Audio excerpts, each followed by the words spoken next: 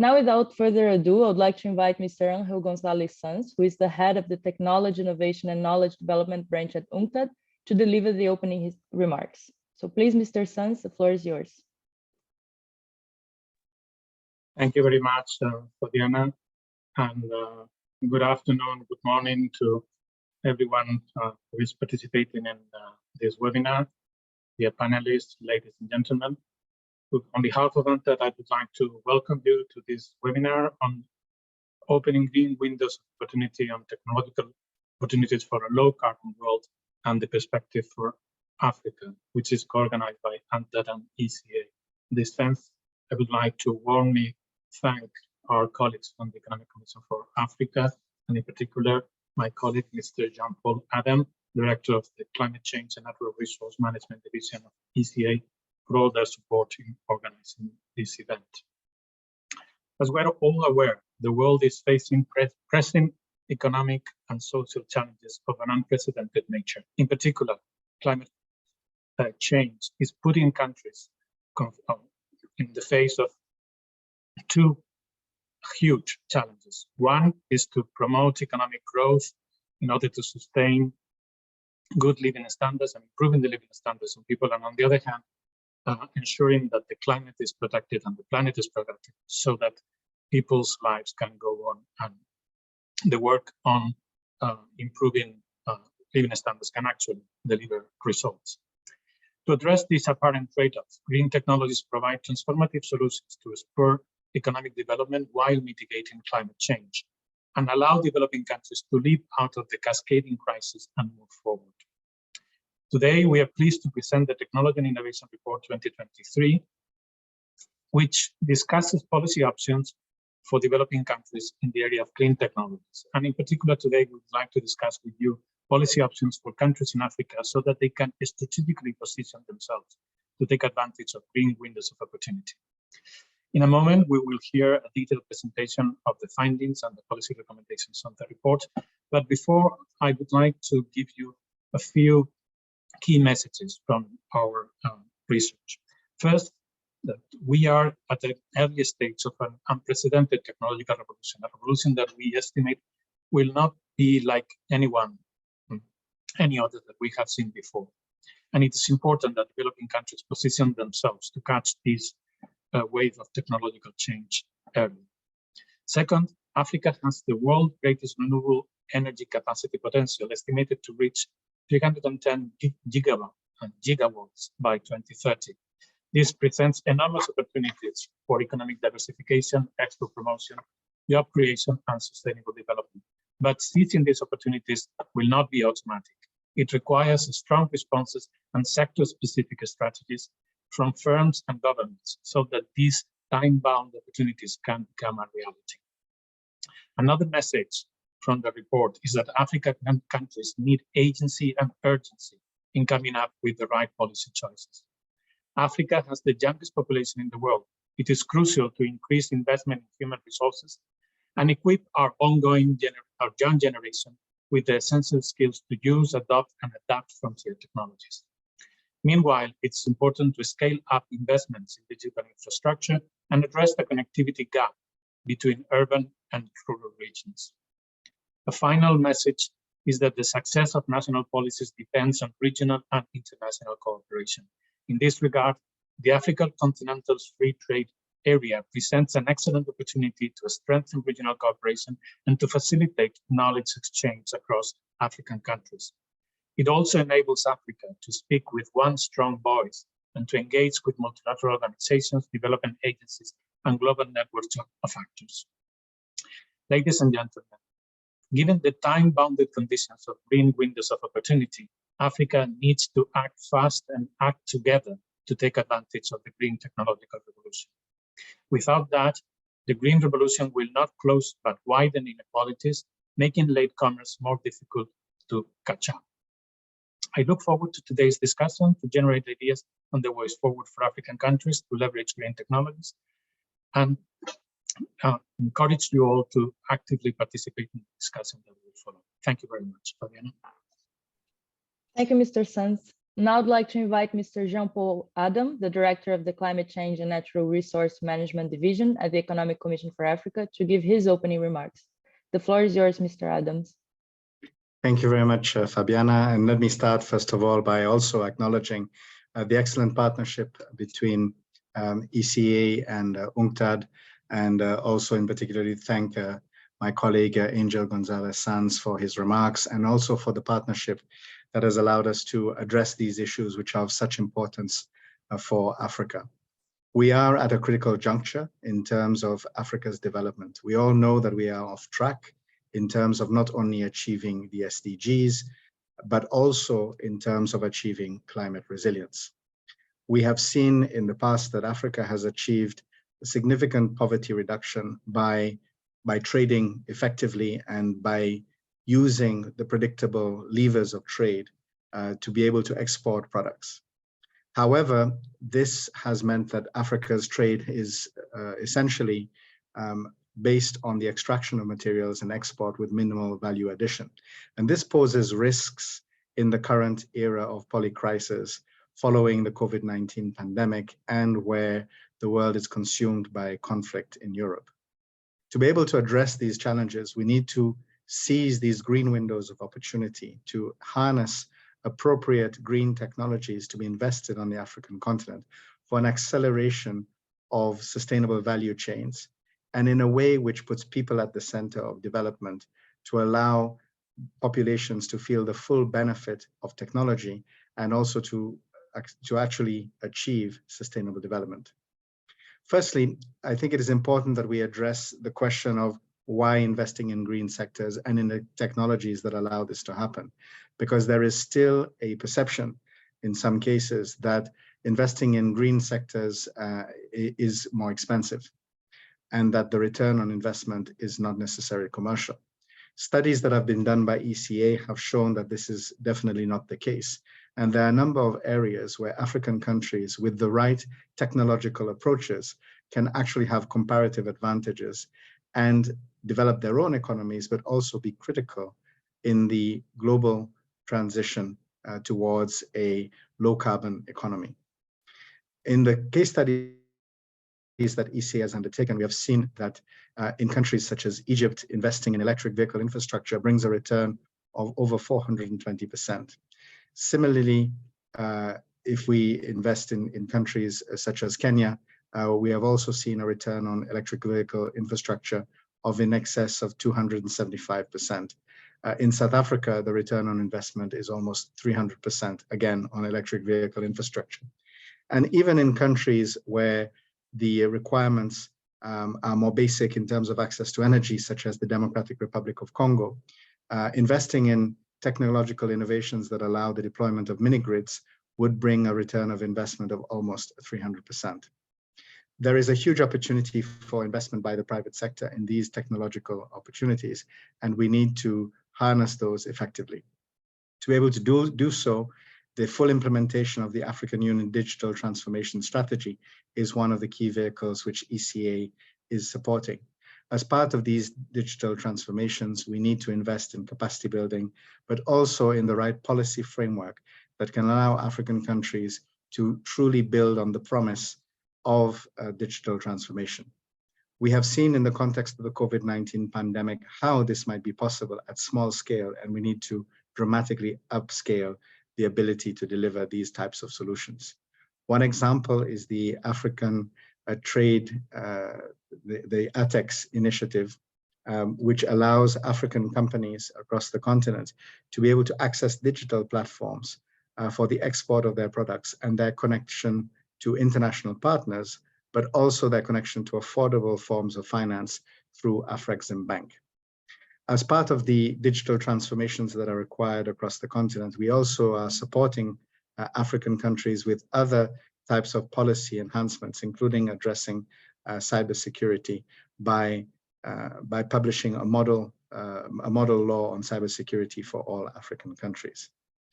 The investment in digital transformations is not simply about moving towards efficient and greener forms of technologies, but it is truly about reaching populations in a way that we have failed to do so thus far, and therefore accelerating the rate of change and the rate of transformation. Of course, there will be challenges that are associated with this, including the risks of certain areas generating less employment. But with the right investments, African countries can make these transitions effectively and own these transitions, including through the deployment of artificial intelligence, where ECA has supported the development of a regional center on artificial intelligence in the Republic of Congo, Brazzaville.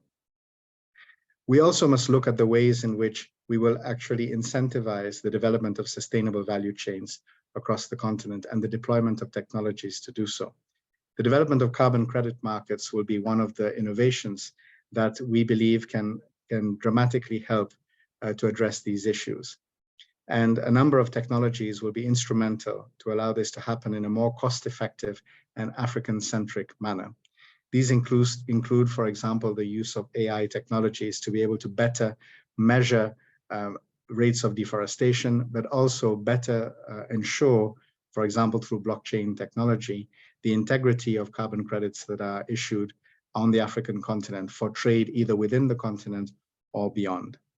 These are just some of the examples that we see as critical in terms of being able to address these green windows of opportunity across the continent and ensure that African countries have access to technologies that can be deployed in a manner which facilitates trade, facilitates regional integration, accelerates the implementation of the African Continental Free Trade Area, but most importantly, develops wealth creation, prosperity, good health, and access to education for all citizens across the continent.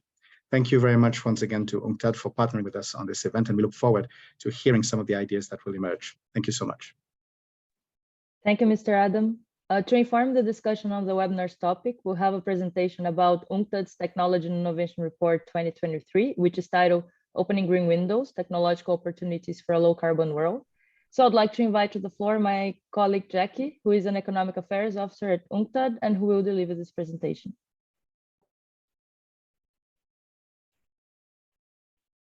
Thank you, Fabiana. Good afternoon.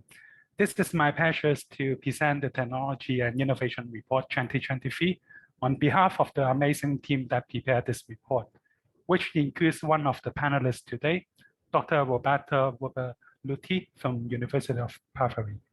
I also want to acknowledge Dr. Romus Lemmer from UNU Merit, Dr. Andreas Stem from the German Institute for Development Policy, and my colleagues Corvus Ferrier, Fabiana Bachet, Li Shen, and Sanafan Hasanud. As I have highlighted in the opening remarks, we are at the beginning of a green technological revolution, and developing countries must catch it early. These figures show the great divide between GDP per capita of developed and developing countries, as indicated by the blue and green lines.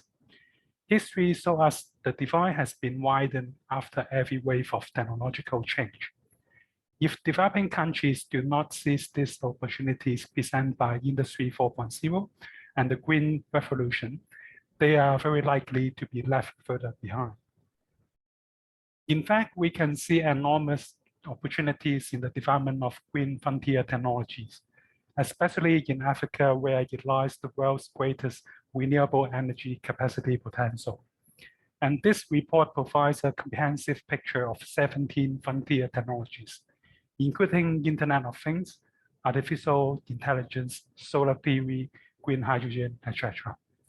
And this technology represents a 1.5 trillion market right now, which could go to over 9.5 trillion by 2030. However, if we look at the current circumstances, developed economies are seizing most of these opportunities. In terms of export of green technologies, developed countries have witnessed a much stronger growth compared to developing countries. Meanwhile, most of these top green frontier technology providers are currently from the United States, highlighted in dark blue in this figure, and also other developed economies in light blue. In contrast, only a few of them are from China and other developing countries, highlighted in orange and yellow. And to seize this opportunity, African countries need to be well prepared. And to assess this national preparedness on frontier technology, the report presents a readiness index that covers indicators on ICT, skill, R&D, industry, and also access to finance. This ranking for 166 countries is currently dominated by high-income economies. For example, United States, Sweden, and Singapore, while most African countries are at the lower quartile, indicating that they are at risk of missing current technological opportunities. In particular, this index reveals ICT, skills, and access to finance as 3 key areas that African countries need to improve.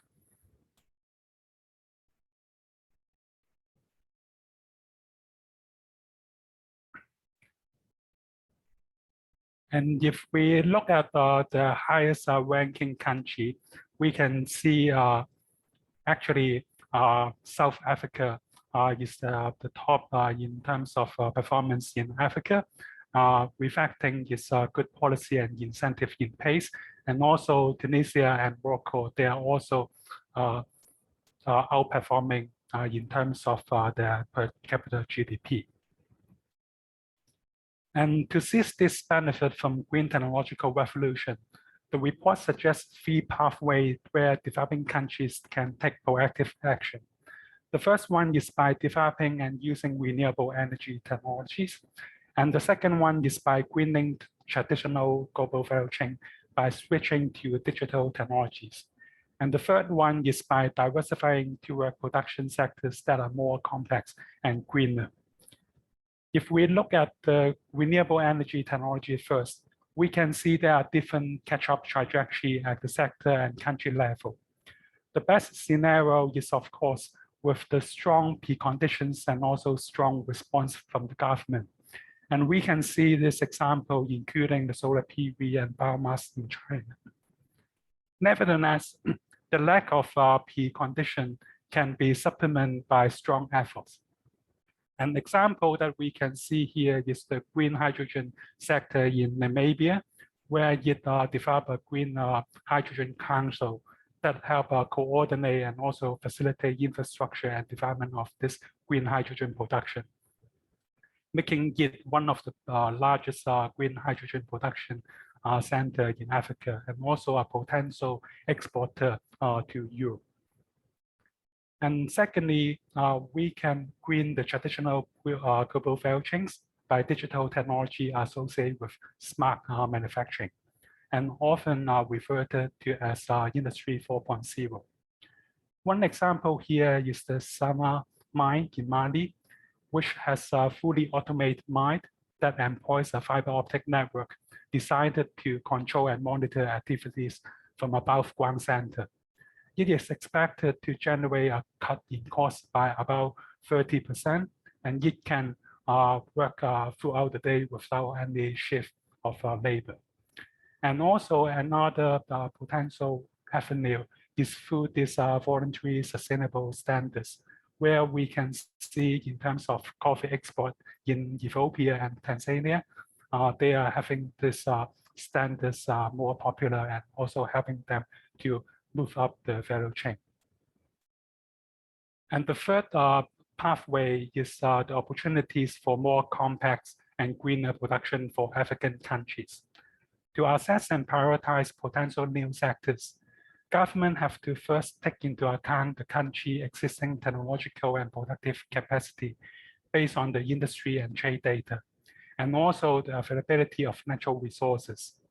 They also need to consider how their companies can fit in this global value chains. With the help of the product-based framework, we can identify an initial list of potential products with very good promising export potential that are more complex and greener. But of course, we also need to take into consideration the social, economic, and environmental aspect, and also align it with the national priorities to identify and prioritize these sectors. And In UNCTAD, we have published a report that outline around 43,000 of products according to this capacity and also green low carbon footprint index for reference of government to do this kind of screening. Based on the previous successful experience, this report argued that technological catch-up would not be possible without strong government response within an enabling international environment. And national policy should focus on aligning environmental, industry, and also innovation policy, prioritizing investment in greener and more complex sectors, as well as providing incentive and infrastructure to shift customer demand toward greener goods. In the meantime, general pro-innovation policies such as investment in R&D and digital infrastructure, as well as raising the awareness of green technology are also essential. And apart from this national policy, we should also strengthen regional integration and cooperation.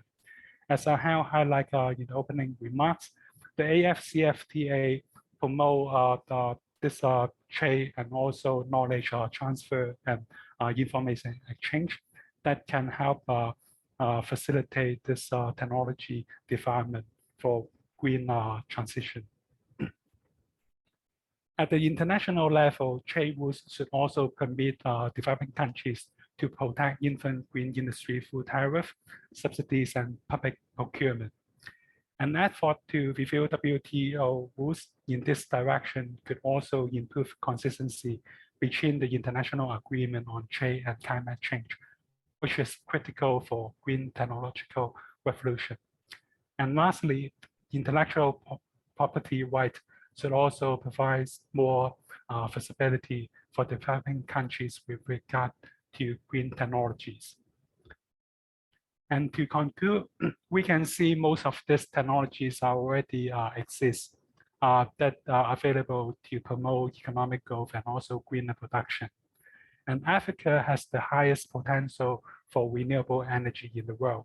So what is really needed is strong political will to enact timely innovation, industrial and energy policy to catch this technological revolution early. Thank you, and please find the link in the chat box for the full report if you would like to know more details of the report. Thank you. Thank you, Jackie. Now I invite again Mr. Sanz, who will moderate our panel discussion. Please, Mr. Sanz, the floor is yours.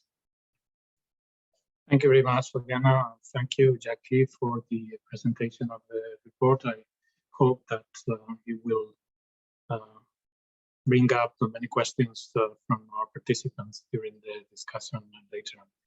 Now, I have the pleasure to open the panel discussion to highlight different aspects of the issues that are covered in the TIR 2023. Our first panelist is Ms. Roberta Ravelotti. Roberta Ravelotti is the professor of economics at the University of Pavia in Italy. And as was said at the beginning, she was part of the team that prepared the Technology and Innovation Report 2023. So Roberta, the floor is yours. Yes, yes. Thank you very much, Angel, for the introduction. I will follow up from what Jackie has just said, and in my talk, I will focus on the analytical framework which has been set up for the report. So first question is, do we really need a new analytical framework? And the answer is yes, and this is because the existing frameworks for the analysis of low carbon technology in latecomer countries predominantly emphasize the adoption and deployment of these technologies, very often overlooking the potential to catalyze industrial and technological development. So our point is that to fully harness the potential of a green transition, the access to technology and know-how is insufficient. And it's very important that latecomer countries adopt since the beginning a very distinct approach from what was done by advanced countries. So basically, the traditional model of growth based on the idea that growth first and clean up later is not anymore viable. But let me sorry, I have a problem in advancing. Okay, it's fine. But let me introduce the framework. The framework is based on 3 pillars. The first pillar is green windows of opportunity.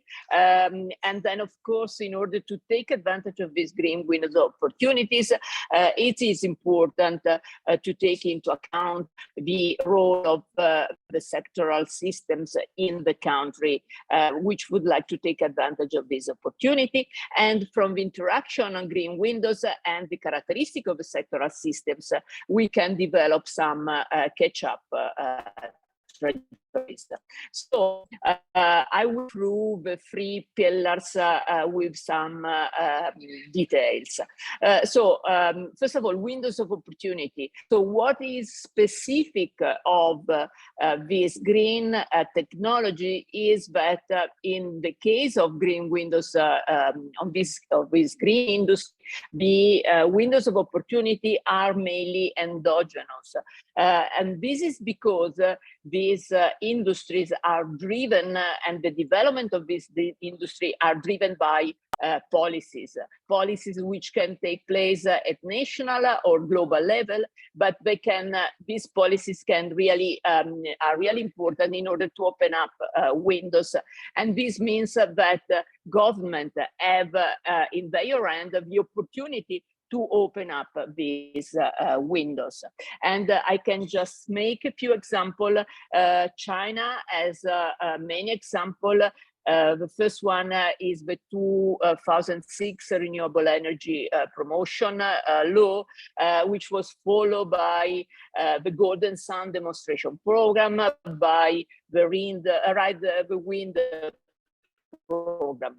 It's not linked to China, and I like to refer to the many countries in these days which are setting up strategies for the development of green hydrogen industries. Coming to the sectoral systems, they are crucial in the sense that, of course, windows of opportunity need to be seized. And in order to seize these windows of opportunity, it is important to account for the characteristic of the different sectoral systems. And in that case, we have concentrated on 2 components of the sectoral systems. First of all, the preconditions, and secondly, the strategic responses of both public and private actors. What is important also to emphasize is that these preconditions and these strategic responses could be very different depending on the sector specificity.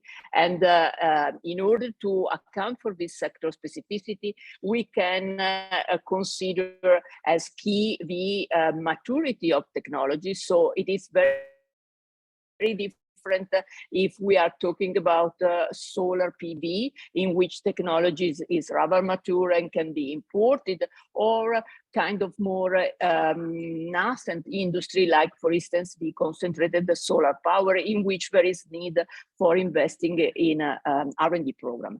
And again, there is a big difference in terms of tradability. So it's different if you think about solar PV, panel are very tradable. Wind plant are less tradable, so the kind of local content will change quite importantly. So let me come to the precondition and responses. In order to simplify the analysis of precondition and responses, we have developed this matrix, a 2x2 matrix, in which we consider two possibilities in terms of preconditions, strong precondition and weak preconditions, and responses which can be again strong rather than weak. And combining the different possibilities, we have four scenarios. The first one, which is strong precondition and strong responses, is a scenario in which has been defined as windows open, and which of course is the best possible scenario. Then there is a different scenario in which precondition could be strong, but instead the responses could be weak, and this has been defined as windows to be open.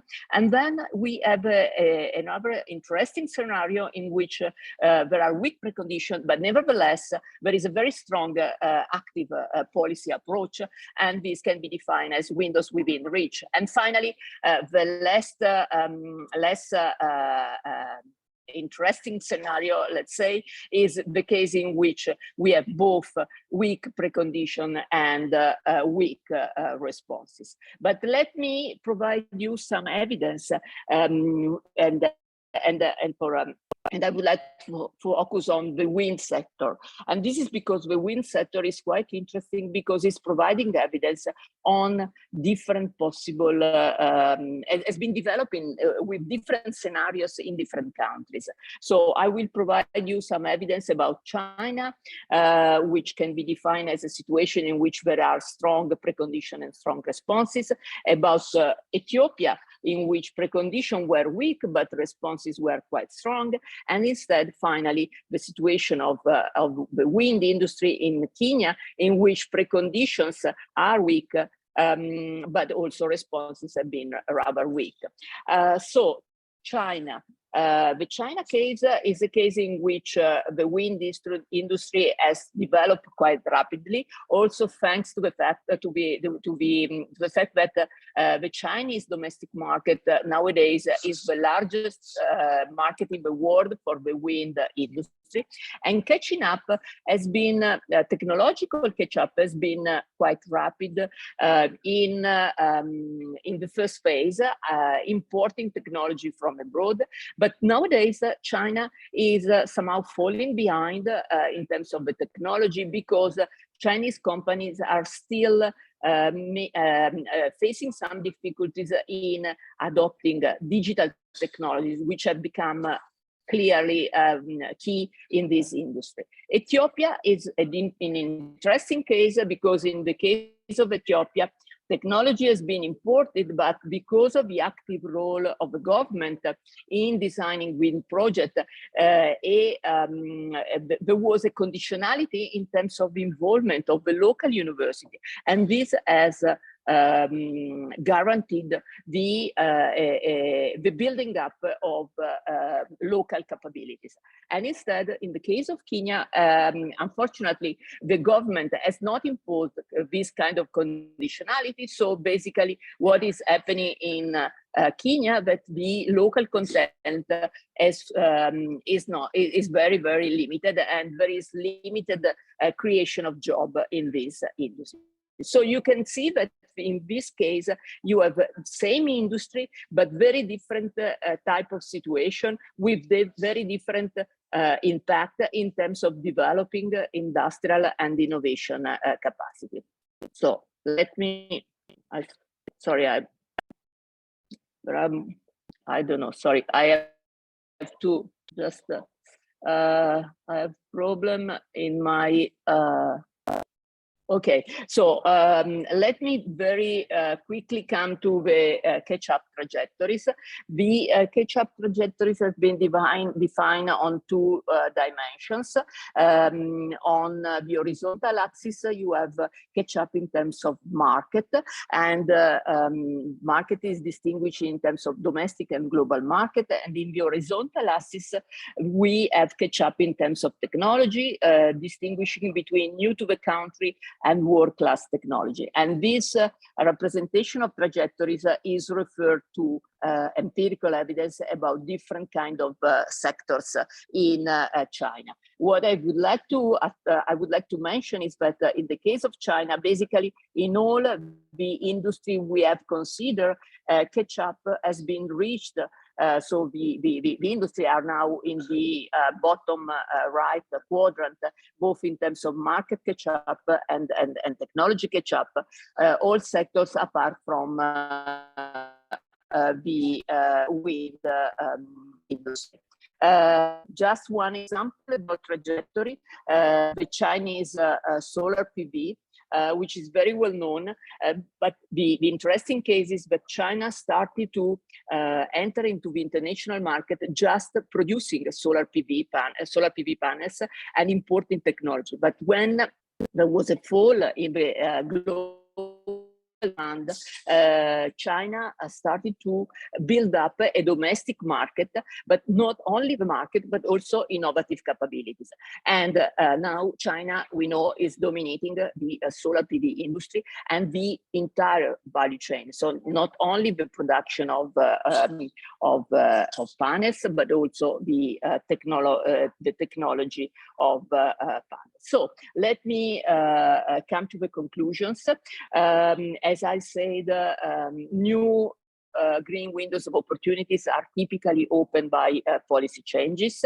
The seizing of these green windows of opportunity depend on precondition and responses coming both from public and private actors. And credibility and technology maturity are key in explaining the variability of catch-up trajectories.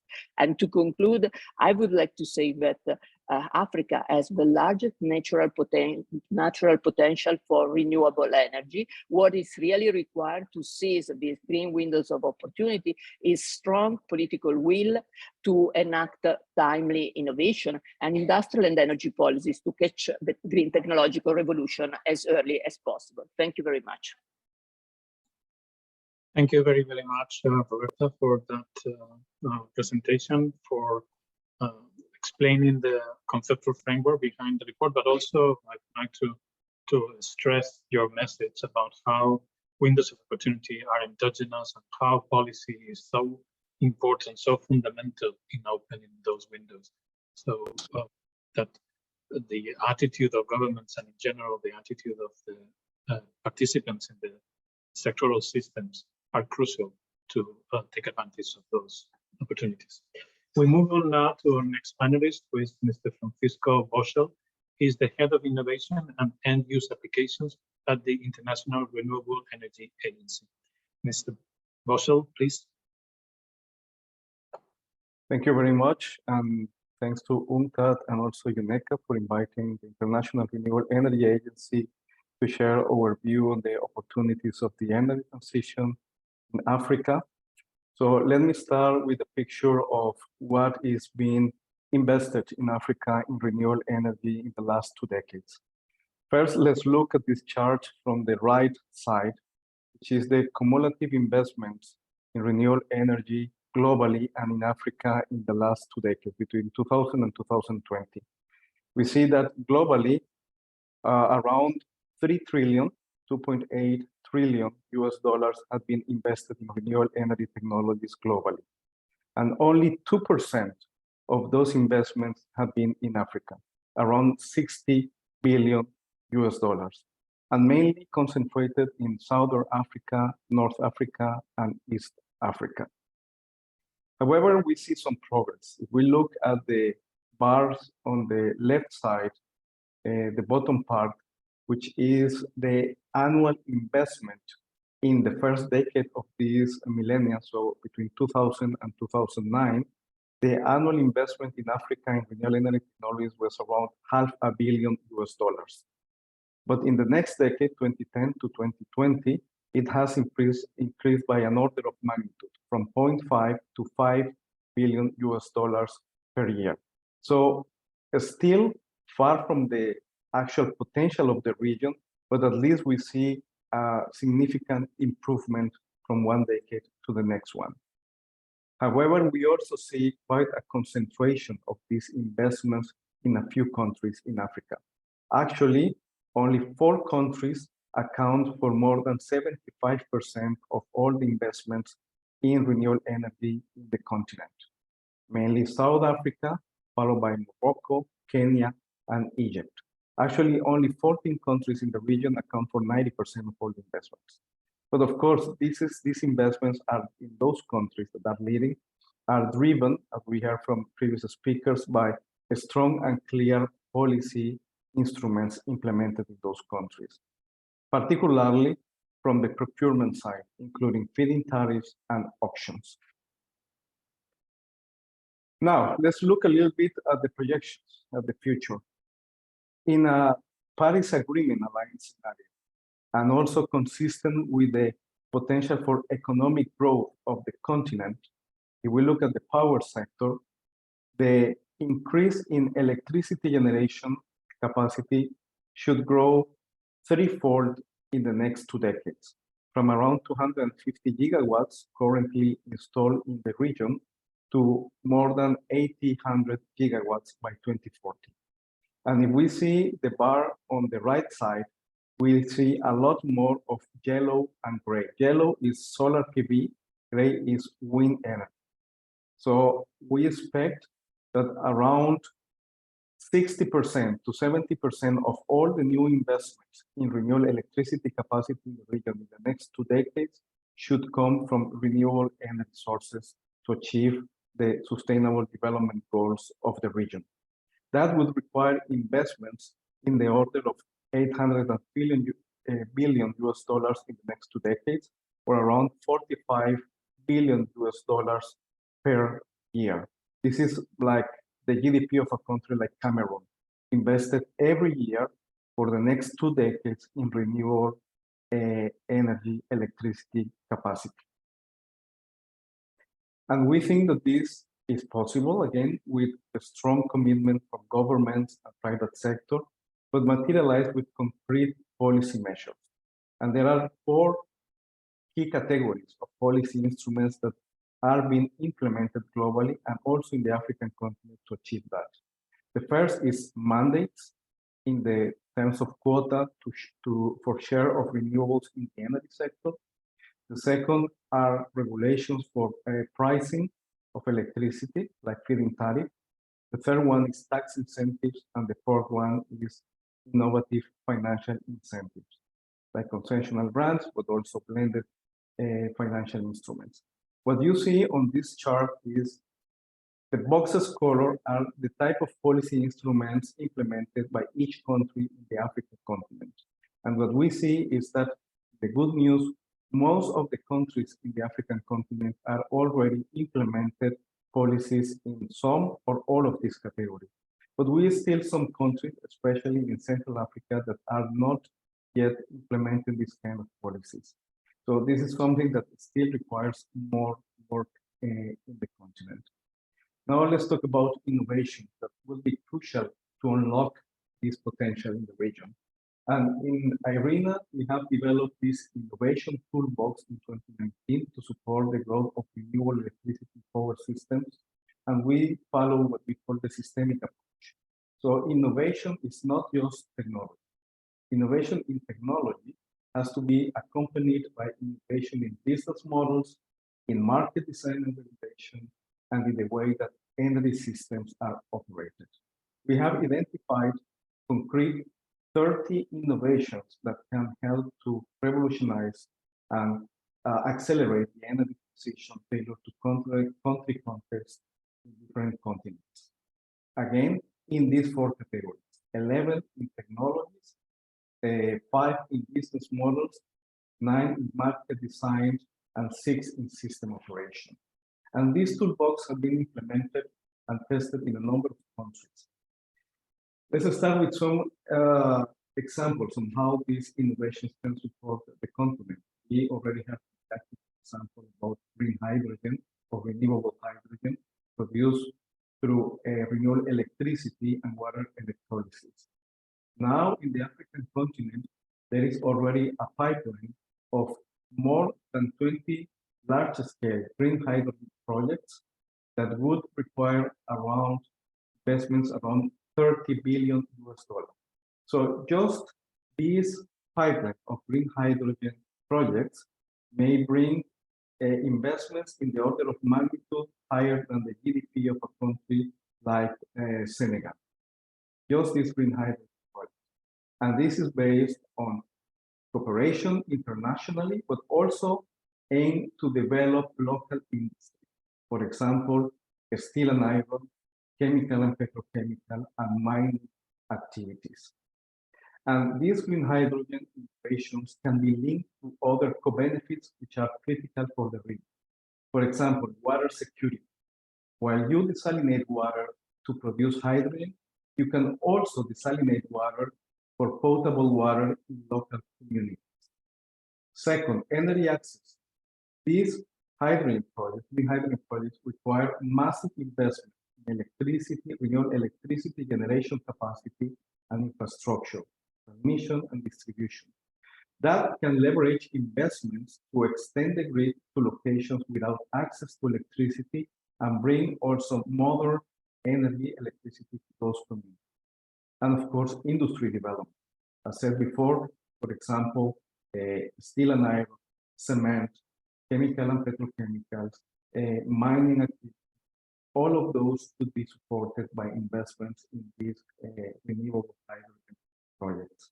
So link these investments to new business models that bring further benefits, but also cash flow to the project developers locally in Africa. Another example is smart mini-grids. Of course, mini-grids support energy access, but also mini-grids can be connected to the main grid and increase the resiliency of the main grid, which is an issue in some African countries where they have weak infrastructure for the main grid. So these grids interconnected in a smart way, like a cellular system to the main grid, can increase the resiliency and the quality of the service. This is seen, for example, already in Tanzania, where renewable mini-grids can achieve a 98% reliability compared to, for example, less than 50% reliability from the national grid. And let's remember that some of these digital innovations that we see now in mini-grids actually were born in Africa. The pay-as-you-go model, for example, it was something that was an innovation that was born in Africa, and now is being used in other countries to increase energy, improve energy access. So the region has great potential to continue to innovate with digital technologies in these areas. Many of the countries in Africa have great potential on hydropower.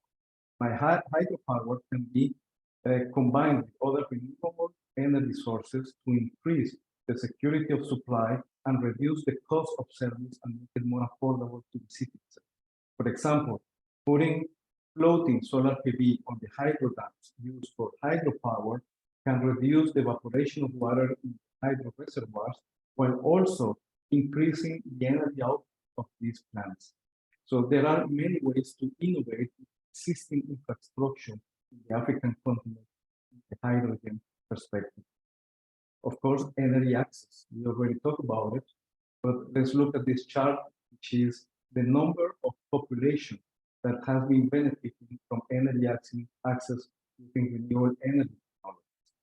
From 2011 to 2016, we saw an increase of more than 50 million people benefiting from solar light systems. But of course, solar light is the first basic service.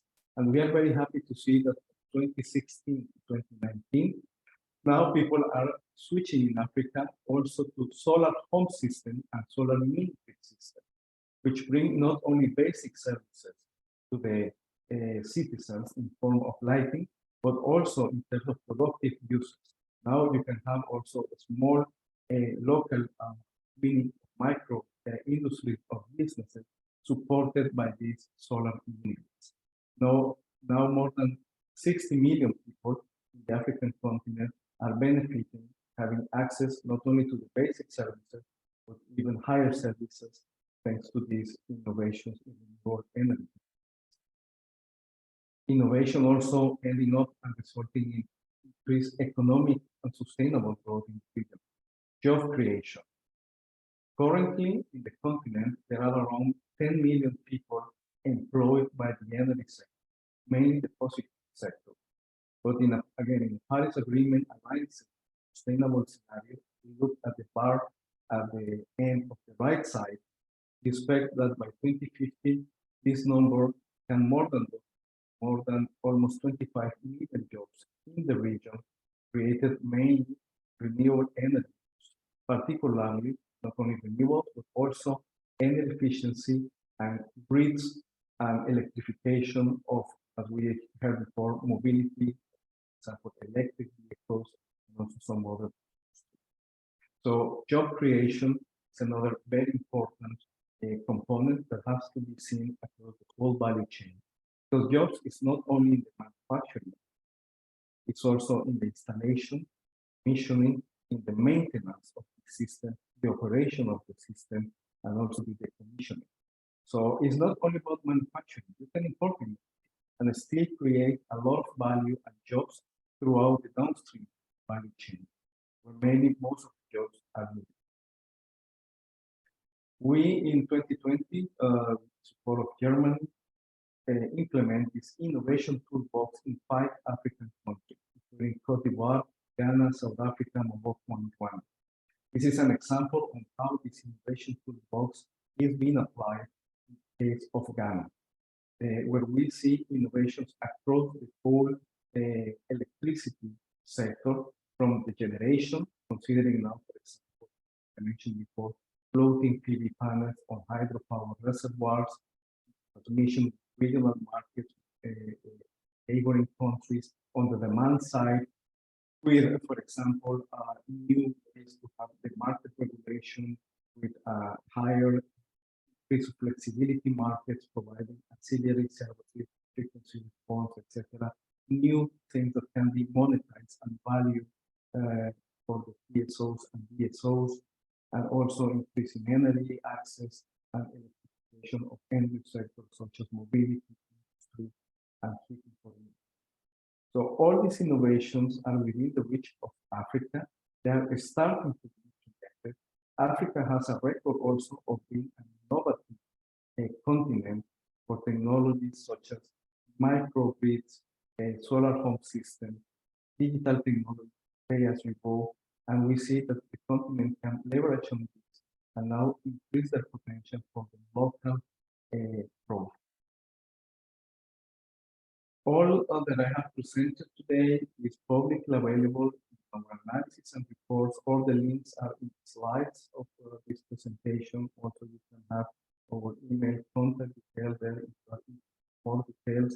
But all this analysis that we have across the whole value chain, statistics, analytics, about trade, about innovation, long-term planning, investment solutions, is publicly available on the website, and we are happy to provide any more detail. Now looking forward to the panel discussion and answer any questions. Thank you very much, Mr. Bosa, for that very interesting presentation, for bringing up the again the important role of policy in innovation in renewables, but also for the very important point that you made about innovation not being just about technology, but being about many other aspects that make it such a complex exercise, but also highlighting what could be the benefits that African countries are already driving from implementing those innovation policies in the renewables area. We move now to our next panelist, who is Mr. Ferdinand Torny, who is the research fellow at the United Nations University Institute for Natural Resources in Africa. Mr. Torny, please.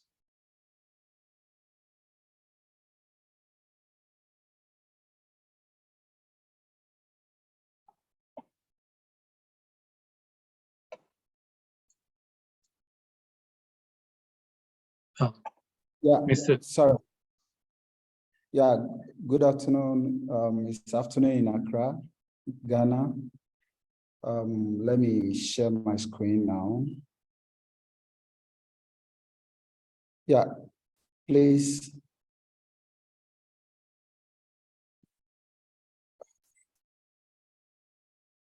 Sorry, just a minute. This is my screen shared. Hello?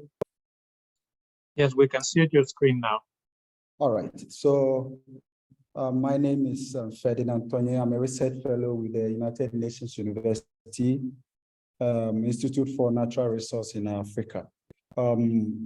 We are very privileged to be part of this program, and we want to share some knowledge through our work at UNCTAD on the digitalization, how we can leverage on digitalization for a just transition in the informal sector. So basically, UNCTAD, I won't be spending too much time on it. I think a lot of us know about UNCTAD. We are one of the 13 institutes of United Nations University. So I'll be sharing some thoughts on work we did for the informal sector, how informal sector is receiving the energy transition news and then drive, and then what are the challenges and what are some of the innovations that can be unearthed to be able to make the informal sector also transit in a just way. So by background, informal sector in Africa is one of the largest productive sector, accounting for about 85% of the employment. And then already there are many injustices happening in the informal sector, which women are the most affected.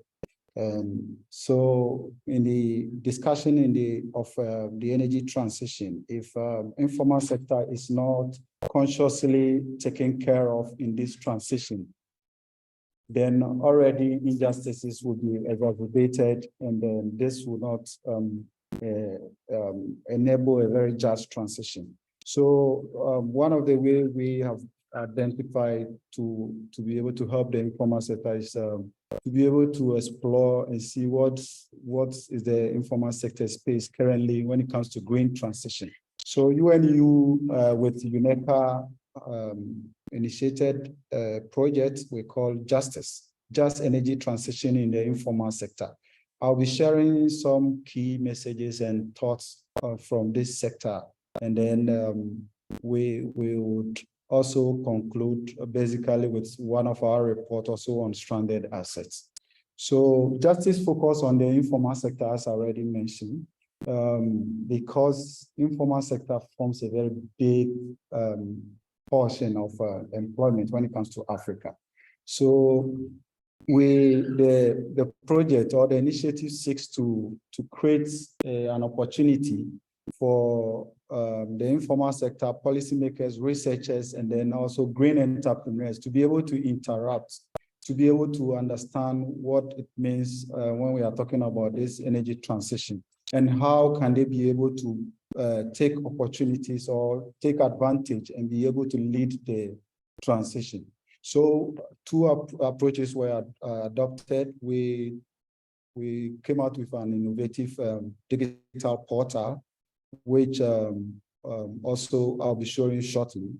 And then to be able to inform decision for policymakers and other stakeholders, there is a need to understand data or understanding of the informal sector in relation to energy issues is so important for this work that we do. So we did a survey, also had some key stakeholders interview during our work. So the Justice Portal basically is a platform for entrepreneurs, policymakers, and investors to be able to connect on an online marketplace.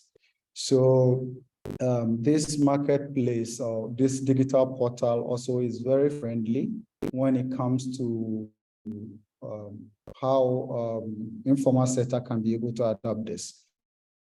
Because we are talking of a sector which is, when we talk of education in this sector, is a bit low. So how do we introduce digitalization in this sector to enable the market woman or the artisan in in the rural community somewhere to be able to leverage or get to connect to what is happening in the world. So it also have a very friendly interface, which is friendly to the use of mobile phones. And the goal of this whole Justice Digital Portal is to mitigate social risk that will come with the transition, enable inclusion for all, and then also enhance economic opportunities, and then also be able to unlock investment, because we also have investors also rolled up on this portal. So the Justice Portal, since its inception, has demonstrated that the informal sector is able to participate in this green space. The window is very open for the informal sector to participate because they are already involved in this. And the portal is co-evolving with other projects that we have been doing. Currently, the Justice Portal have given a good leverage for us in another project we call Innovate for Clean Agricultural Technologies, which is a project running that looks at how to empower green informal entrepreneurs to be able to produce technologies that will help agriculture and then women in Africa. So some of the key messages that came out from our work is that informal sector is least considered when it comes to government policies. The government, this project was carried out in 4 countries, Zambia, Namibia, Ghana, and then Cote d'Ivoire. So speaking to policymakers in all this country, the policymakers seems to have challenge with how to be able to bring the informal sector into the tax net. So basically, focus is placed on a formal sector because they are more organized and they are able to pay their tax. So there is that strong need for innovative effort to be able to organize or semi-organize this informal sector to be able to attract government to initiate programs that we assist them, because the governments will ask, if we don't get a tax, how do we develop? And there is that opportunity for government to leverage on the already existing trade unions and then also trader associations to be able to organize the sector and have a more collaborative work with them.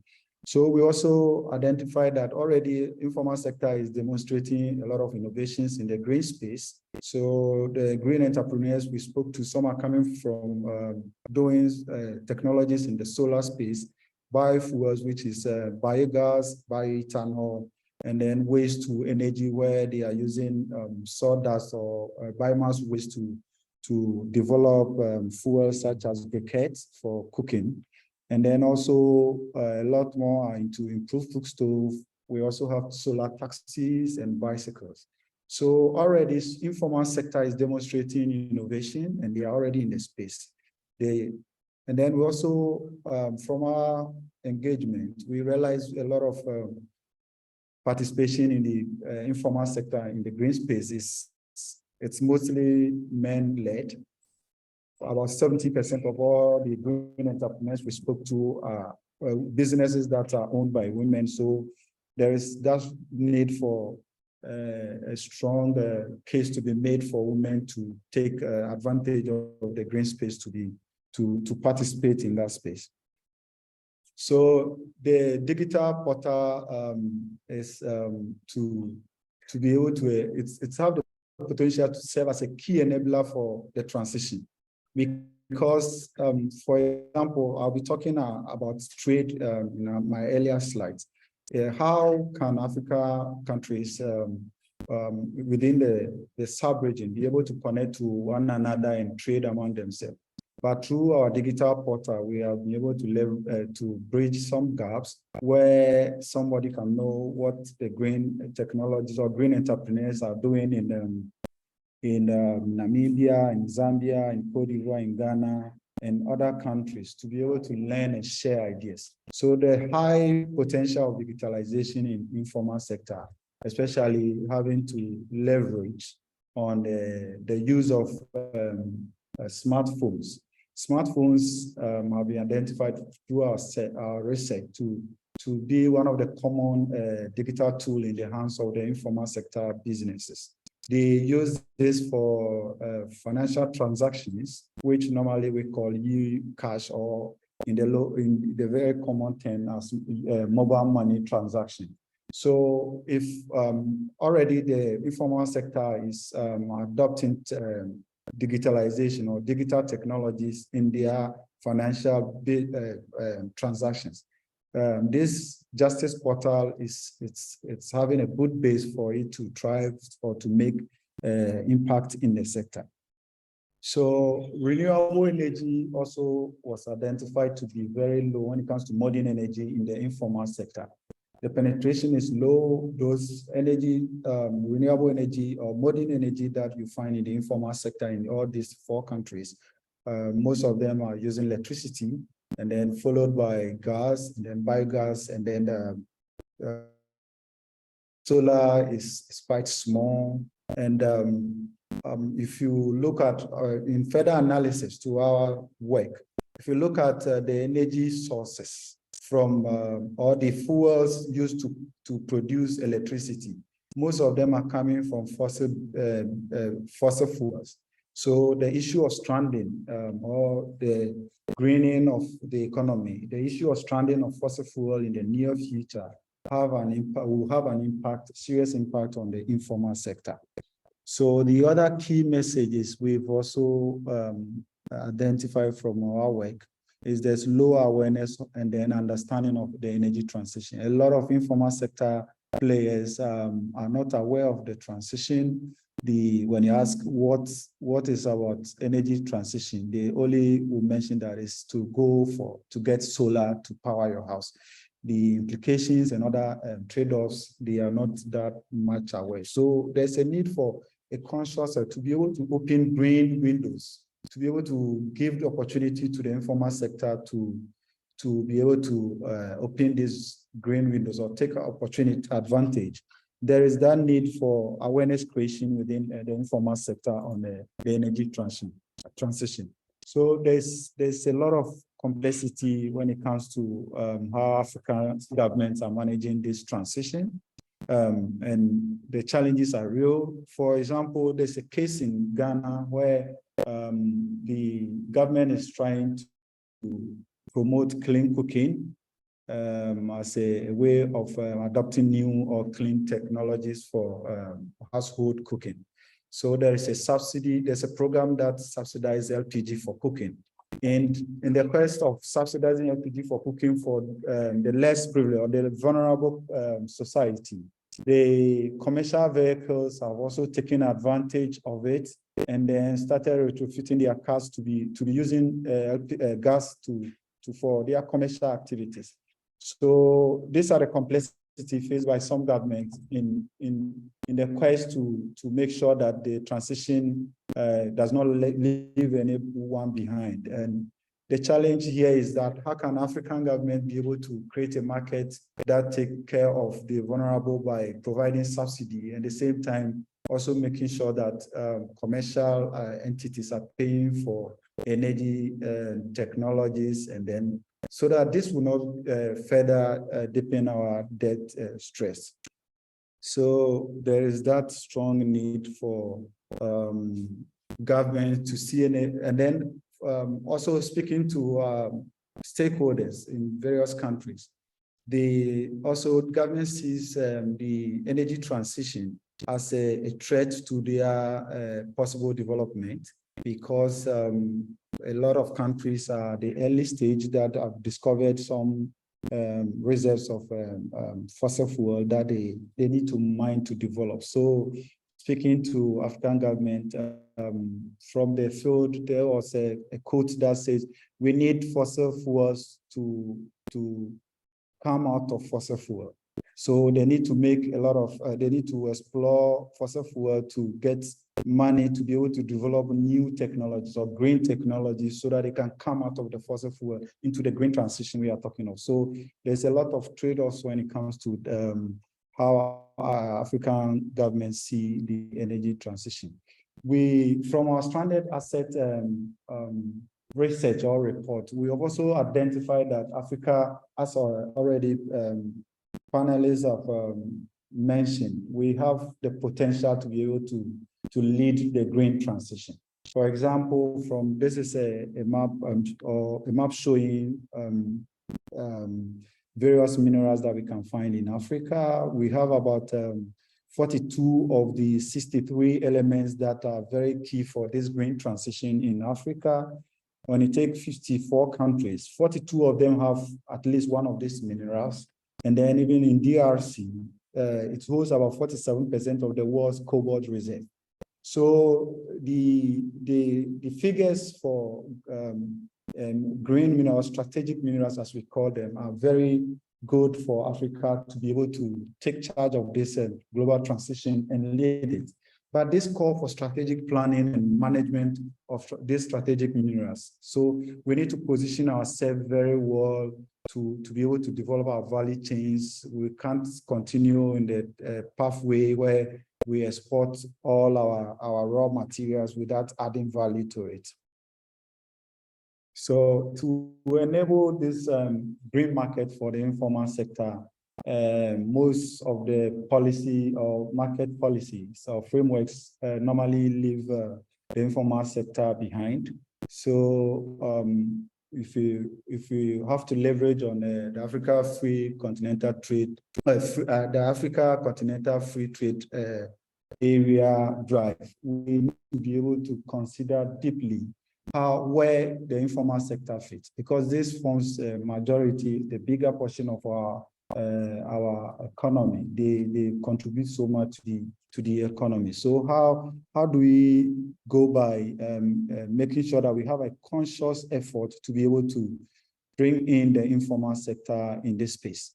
And then we also have demonstrated through this work that digitalization in the informal sector has the great potential of opening green window for the transition. So it calls for a deliberate policy and market frameworks that should be able to help drive this transition. So in conclusion, we want to, from our work, we want to say just energy transition is not all about jobs. We must have a 360 approach to this just transition, considering other areas as economic structures, equity, and then other trade-offs. So it must be a holistic approach than seeing it as a job loss kind of concept. Our justice initiative is an effort to say that informal jobs matters, and then Africa government must consciously have frameworks that support them. Digitalization of the informal sector is very key to open green windows. And our justice digital portal have demonstrated that African countries are at the various stages. We are all, like our earlier presenter said, there are some status, some are at other levels. Speaking to the various stakeholders in the various countries we worked in, we realize they are in different stages, and there should be that conscious effort to make sure that whatever solution we are providing, we don't leave anyone behind. It shouldn't be one solution fits all. We should consider the various levels at which they are and be able to provide the necessary technology or market for them to be able to get into this green space. Economic development cannot be compromised for green transition. It must work together. And then we also see the Africa Continental Trade Area as a good opportunity for Africa to be able to consider the informal sector in this green space.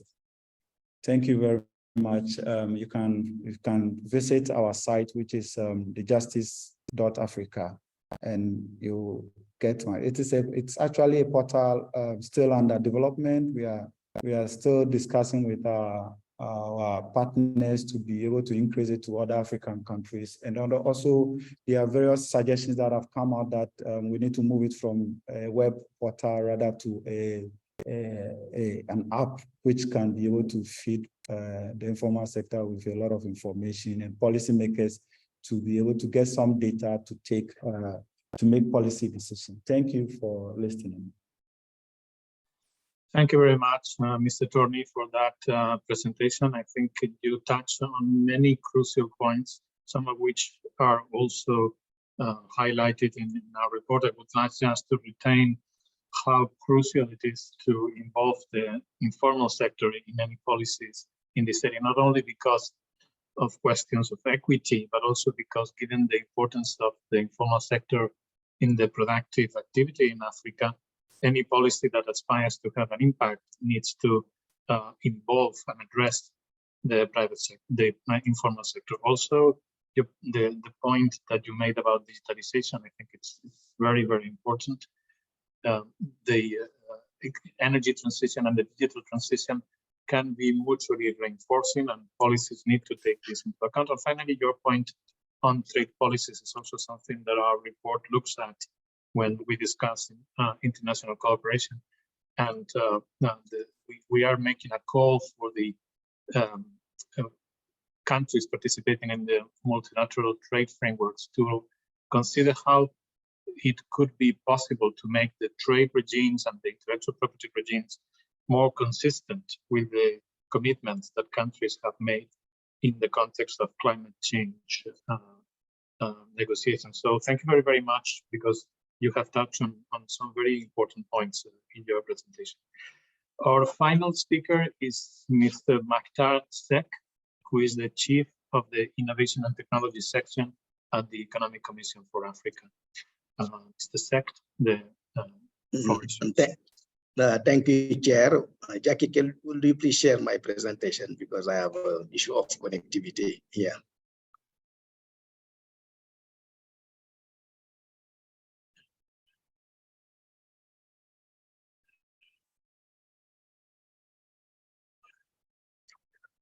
Thank you very much for involving ECA at this important webinar. I think it's the time to discuss the issue, the role of digital transformation in the justice transition. As you know, African countries are faced several challenges, economic, political, and social challenges for this transition to just energy. I can highlight some, like this, the role of state in designing the adequate policy.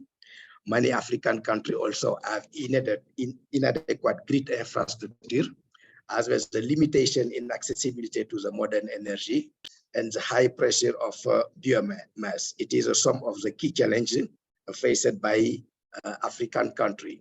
And now how digital technology can help or can assist African country in this area. And we can utilize digital technology to attain this green transition through several application or several policy by using a digital technology. The first, I highlight the role of the government in designing policy, and using data from digital technology can help African government to develop or to monitor adequate policy and to measure the impact of the green initiative in their development plan. I think it is very important for African countries to use this digital technology to collect the data and also to define this policy according to these tools. Access information is a key for this transition, because with the development of the several platforms, we can have access to the renewable, to the green technology for renewable energy, and also to the sustainable practice on climate change. With this climate information system, this early warning system, it is something very important and very relevant for African countries to access this information to success their transition, this transition. Also, we talk about the SMEs, SMEs.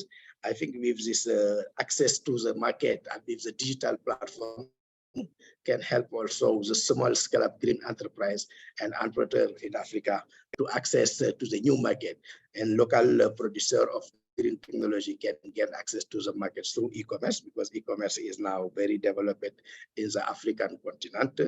And also these people can access to this several product through this e-commerce platform. I'm not going to highlight more the work we have done with UN University on the digital green platform, but it is one of the tools we can use, one of the tools showing how we can use digital technology for this green transition. Also, in the sector of the education, it is very important to invest in the green transition skills development, because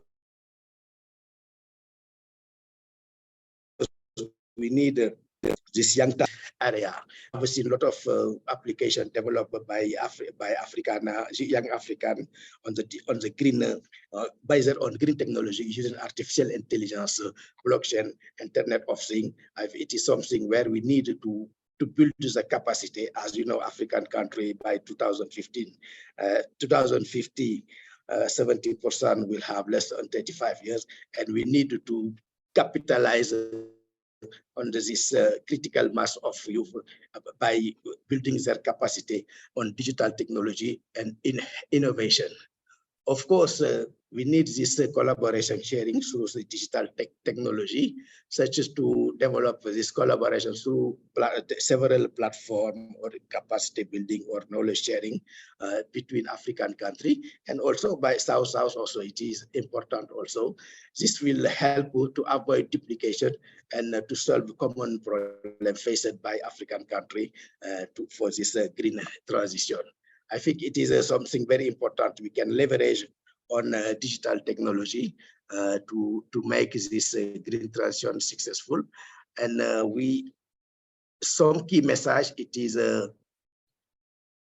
next slide, please. I think, yeah, let's go to the next slide.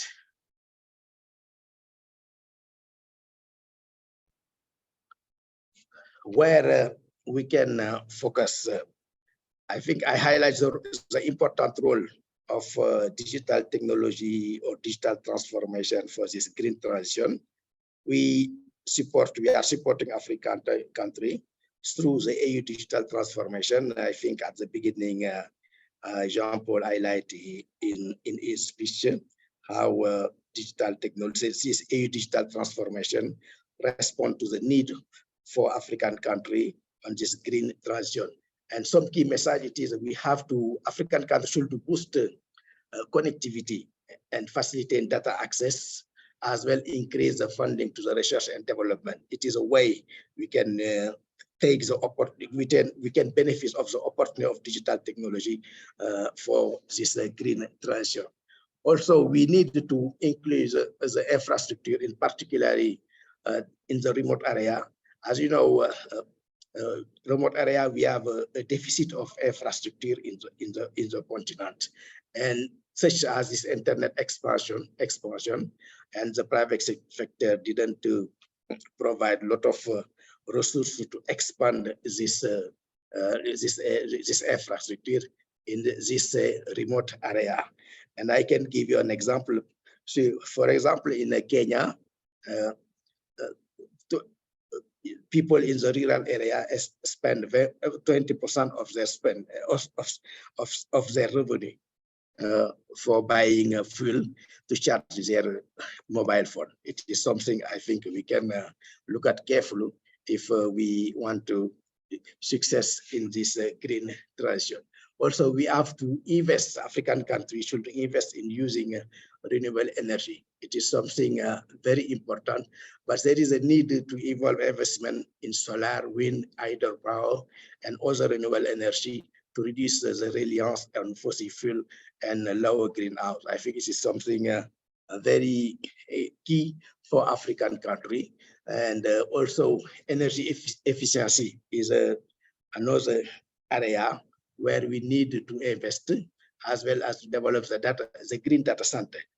Because we talk about a lot of data center, we should have a data center for the e-commerce, data center for the cybersecurity, data center for the banking sector.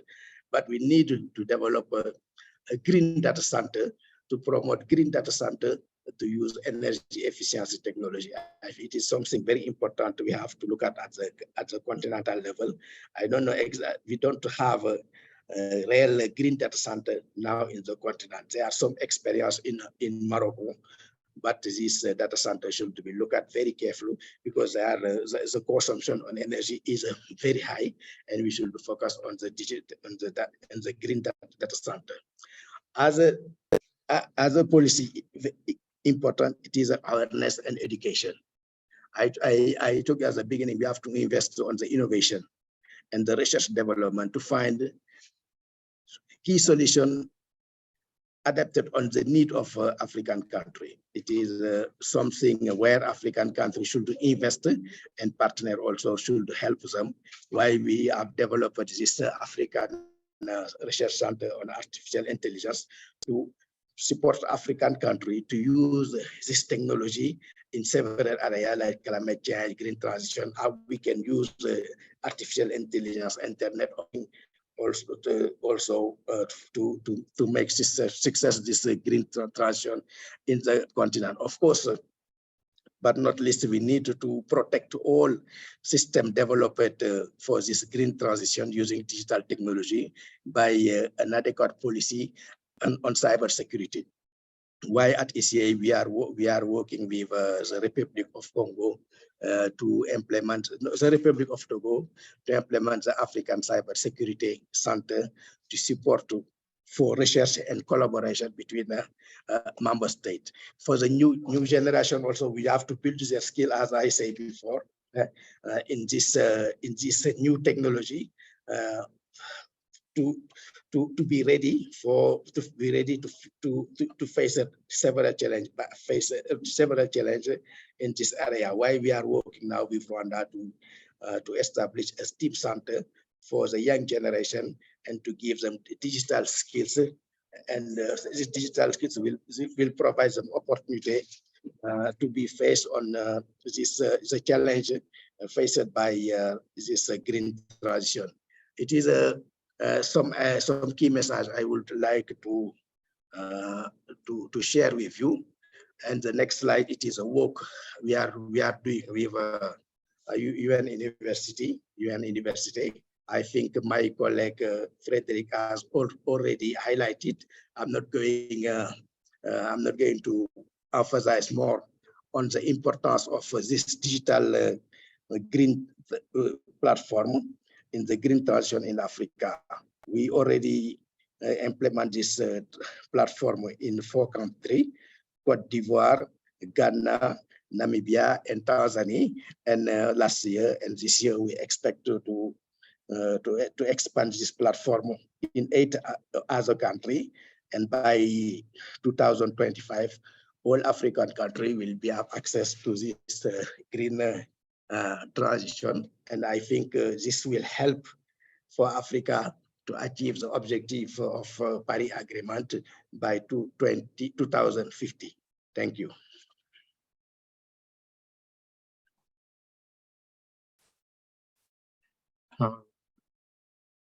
Thank you very much, Mr. Sack, for your very rich presentation. I think you highlighted again the question of digitalization in connection with the green transition. I think it's a very, very important issue. Also, you stressed frequently the question of efficiency, and again, it's a central characteristic of any meaningful green transition, and particularly in connection with digitalization, because we see how energy intensive some of these applications can be, in particular data centers, but also artificial intelligence that everyone is speaking about these days. And we really don't want to deploy artificial intelligence systems that absorb a lot of the scarce energy resources that are available in developing countries, and particularly in Africa. So the search for efficiency must be a very, very important requirement. We have slightly exceeded the time that we have for our session, but I would like to open the floor for some questions, even if it's only very few of them. If our distinguished panelists are willing to stay with us for a few more minutes than scheduled. Unfortunately, Professor Ravelotti had to leave because she had a train to catch. But if the rest of our panelists can stay with us for a couple more minutes, or maybe a little more than a couple. If participants have questions that they would like to address to our panelists, the floor is open for those. I'd like to ask my colleagues to just let me know if there is anybody in the chat or in the Q&A that has posted any questions. In the meantime, perhaps if I may, for our participants come up with some questions, I would like to invite our panelists, perhaps beginning with Mr. Boscher, about what would be his choice in terms of the priority policies that African countries should consider in terms of seizing the opportunities of the green transition. What would be his #1 policy that countries could focus, keeping in mind that this is not about one single policy, but a systemic approach, but one has to start somewhere. Well, what would that be, Mr. Boscher? Thank you for the question.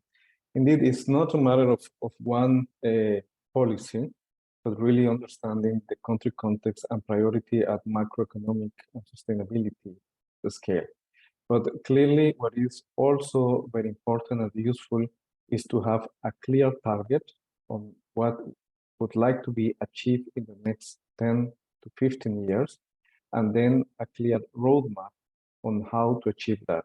From there, you can then branch all the required national strategies, action plans, regulations that would be needed to support that. But I think the first step is to have clear targets and then a clear roadmap, let's say, on how to achieve those targets.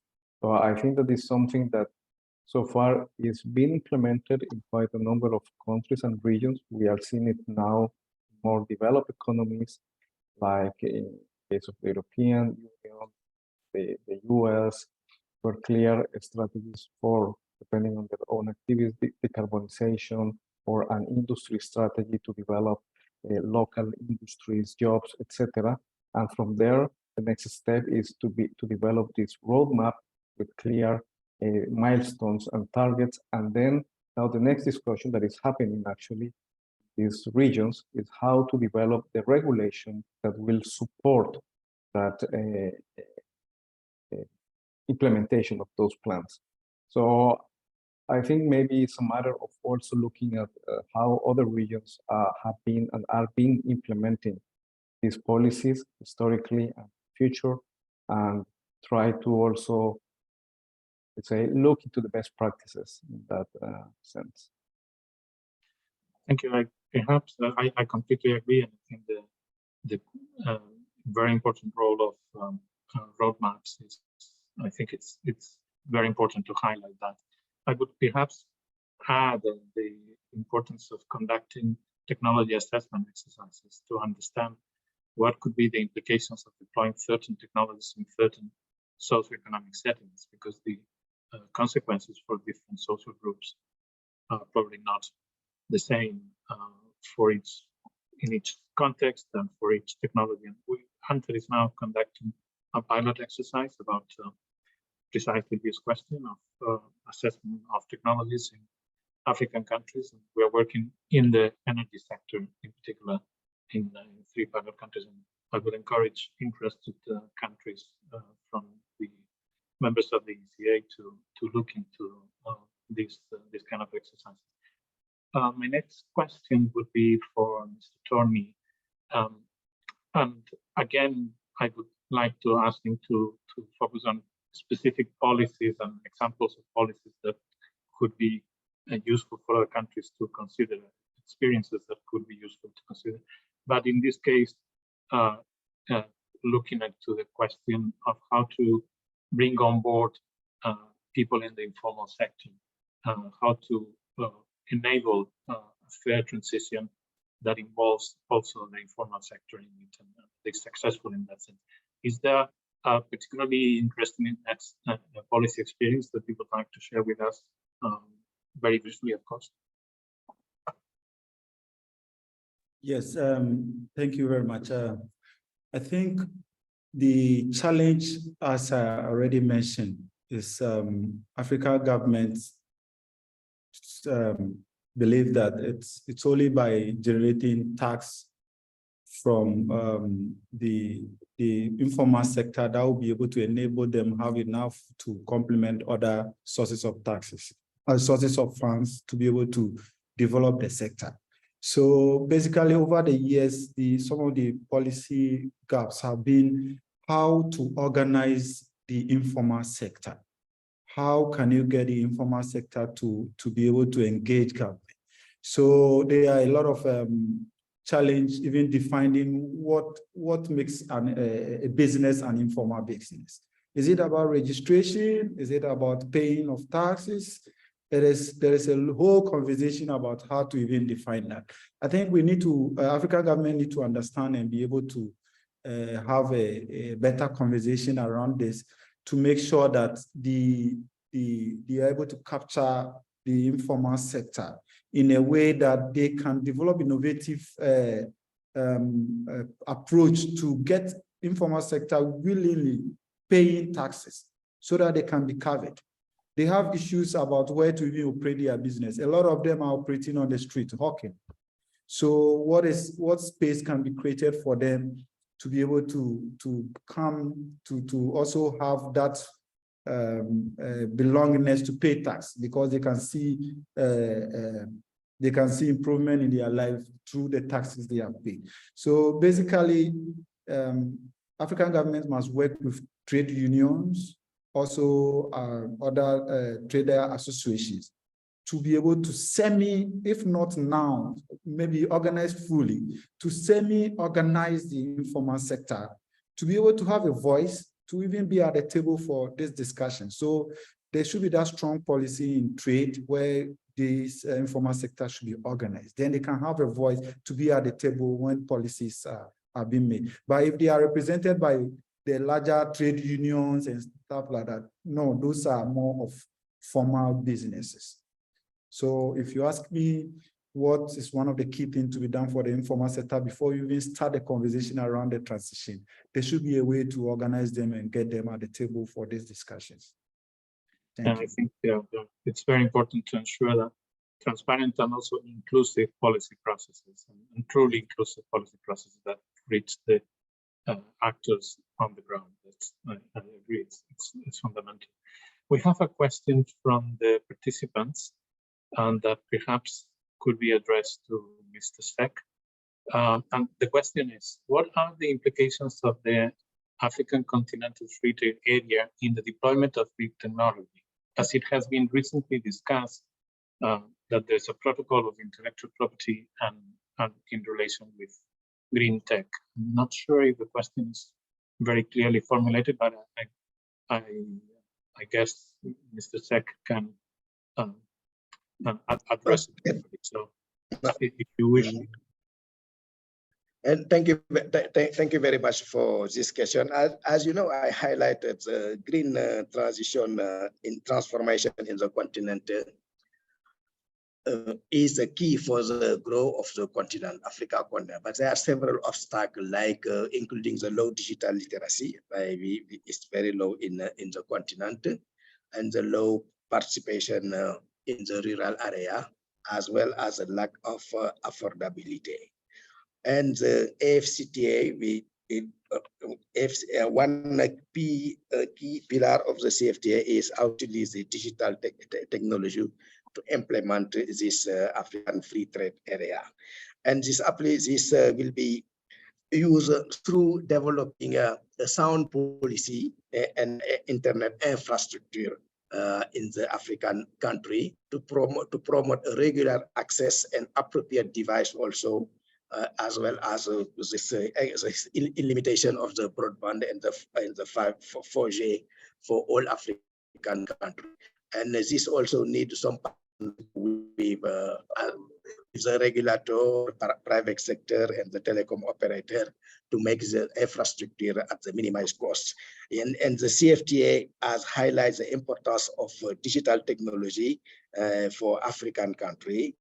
And this digital technology also will help to this green transition, but we should put in place this policy within the CFTA. We have some example of country who started now to develop this sound policy on digital technology, and we have seen interesting result in Rwanda, in Kenya, as well as in South Africa, in the SADC region, because they use this technology to develop the intra-trade in the region. And we have some country using this sound technology with adequate policy in the ECOWAS region. Thank you. Thank you very much for that answer. I see that Mr. Boson has a follow-up comment to make. Please, Mr. Boson. Yes, sorry. Took a while to unmute myself. Yeah, I just wanted to quickly comment on the second part of the question about intellectual property, because this is a question that I see frequently in the context of developing countries. And in IRENA, we have done some analysis on intellectual property rights and patent, also with the European Patent Office. And what we see as an evidence is that most of the technologies required for the energy transition, renewable energy technologies, etc., of course, are patented in the main markets, basically developed G20 countries, but they are not really patented in developing countries because they are relatively small markets. So actually, there is no evidence that patenting activity and intellectual property rights pose any obstacle, let's say, for technology transfer or development of those technologies, not only in Africa, but in developing countries in general. So I just wanted to make that comment because I find that sometimes maybe there are some misunderstandings or we need for more analysis of this kind of topics. But yeah, just want to make that comment. Thanks. Thank you, Mr. Boss. I think that's a very valid point.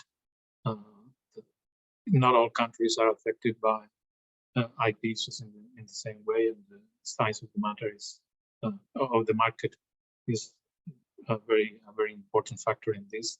But it also, if I may, it also affects the possibilities of developing a local industry when your market is very small.